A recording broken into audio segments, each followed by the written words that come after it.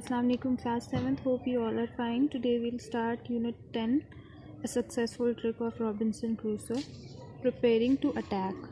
There was now time for me to tell the captain more about myself. He was very surprised by all that I said. When I had finished, I led him and his 2 men into my house. Then I gave them food and drink and showed them all the things I had made during my stay on the island.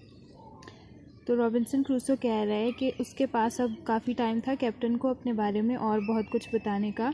वो ये सुनकर बहुत surprise था, बहुत हैरान था। जो भी उसने कहा यानी रॉबिन्सन ने कैप्टन को बताया। जब रॉबिन्सन बताना ख़त्म कर चुका था, उसने उसको कैप्टन को और उसके 2 जो फेलोज़ थे उसको अपने घर जाने दिया और उनको फूड और ड्रिंक्स दी। उसके बाद उसने और सारी वो चीज़ें उन कैप्टन को और उसके फेलोज़ को दिखाई जो उसने आइलैंड पे बनाई थी। और the captain admire the strong walls of my house. Captain ने उसकी घर की स्ट्रॉन्ग वॉल्स को बहुत एडमायर किया, बहुत अप्रिशिएट किया और उसकी बहुत तारीफ़ की। I told him that this was my house and castle. I would show him but that I also had another house in the country which I would show him another time. उसने captain को बताया कि ये उसका बिल्कुल महल जैसा था और ये भी कि उसने एक और घर भी बनाया था जो कि कंट्री साइड पे था और वो उसको किसी और टाइम दिखाएगा। At present we must get on with our plans to get the ship back. लेकिन फ़िलहाल इस वक्त उन्हें अपने प्लान्स बनाने और अपने प्लान्स के साथ रेडी रहना है ताकि वो उनकी शिप को वापस हासिल कर सकें। He agreed with me about that but told me that he had no idea how it could be done. Captain ने उससे एग्री किया कि हाँ उनके पास प्लान्स होने चाहिए और उन्हें प्लान्स बनाने चाहिए शिप को वापस हासिल करने के लिए। पर वो कैप्टन उसको कहता है कि उसके पास कोई आइडिया नहीं है, उसको कोई अंदाज़ा नहीं है कि ये सब किस तरह हो सकेगा। There were still 26 men on board. They had all taken part in the mutiny, the punishment for which was death. यानी 26 आदमी अभी भी शिप पे थे और उन सब ने म्यूटनी में यानी रेबेलियस एक्ट में यानी उनके ख़िलाफ़ बगावत में कैप्टन के ख़िलाफ़ हिस्सा लिया था। कैप्टन के अगेंस्ट थे वो और पनिशमेंट उसकी और इस रेबेलियस एक्ट की पनिशमेंट सिर्फ डेथ है।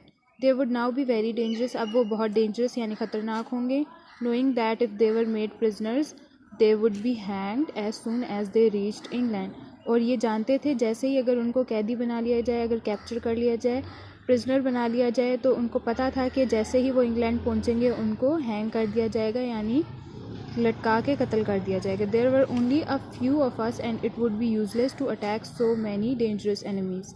और वो लोग तादाद में यानी कैप्टन और रॉबिन्सन की जो टीम थी वो बहुत थोड़े थे, दे वर फ्यू, और जो एनिमीज़ थे उनके वो ज़्यादा थे और उनके साथ उन पे इसी तरह किसी भी प्लान बनाए बगैर विदाउट एनी प्लान उन पे अटैक करना बहुत डेंजरस हो सकता है। Then we must make our plans quickly. I said both to take the man on the ship by surprise and to prevent them from coming to the island and killing us all.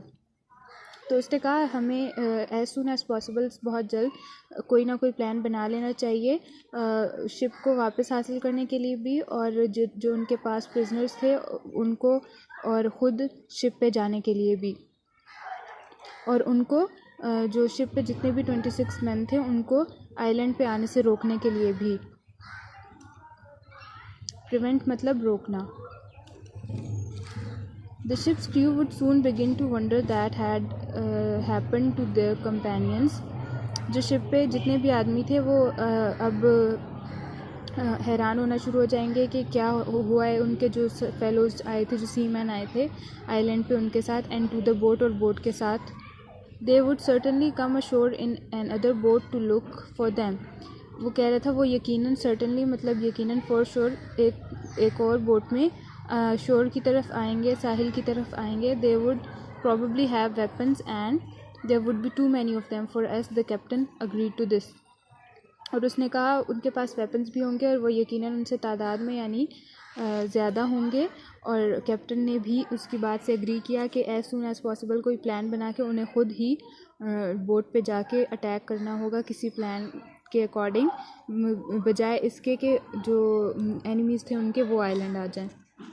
I told him the first thing we had to do was to make a hole in the bottom of the boat lying on the beach so that they could not take it back to the ship. We must take everything out of it. There must be nothing left for them to use.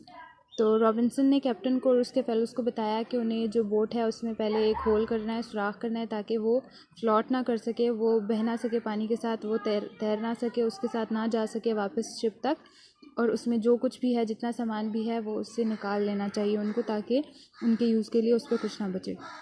So we went down to the boat, took out the guns that were there and whatever else we found. तो वो boat की तरफ गए और जो भी उस पर था, जितने भी वेपन्स और जो भी कुछ था वो निकाल लिया, जो भी उनको नज़र आया.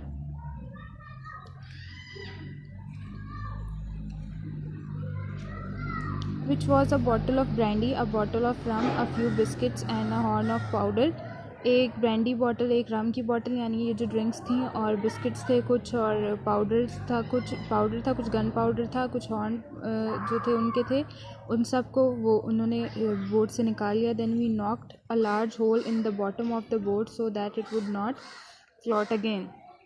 तो बिल्कुल बॉटम पे बिल्कुल नीचे जो है उन्होंने एक सुराख बना लिया उसमें बोट में, ताकि वो दोबारा फ्लॉट ना कर सके, दोबारा पानी पे ना जा सके. While we were thinking what we should do next, we heard the ship fire a gun as a signal for the boat to return. Later they fired again several time. At last when their signals had no result they got another boat and out and began to row towards the shore.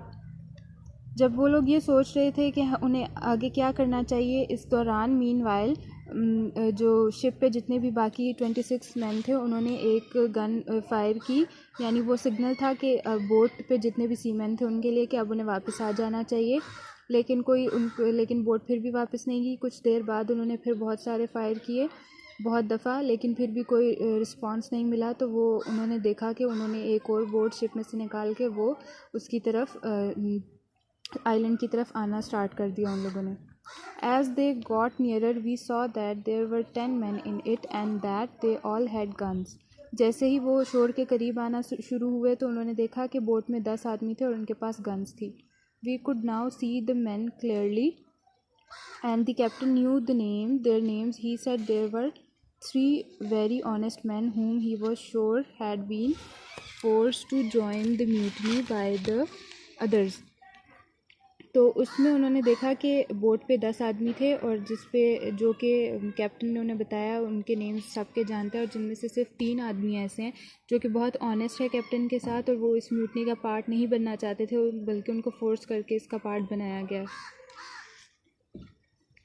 But the other 7 men he said were wicked and dangerous. लेकिन जो बाकी 7 आदमी थे वो बहुत ही evil और dangerous यानी ख़तरनाक थे. As soon as we had seen the boat leave the ship we had separated our prisoners and had tied them safely with rope.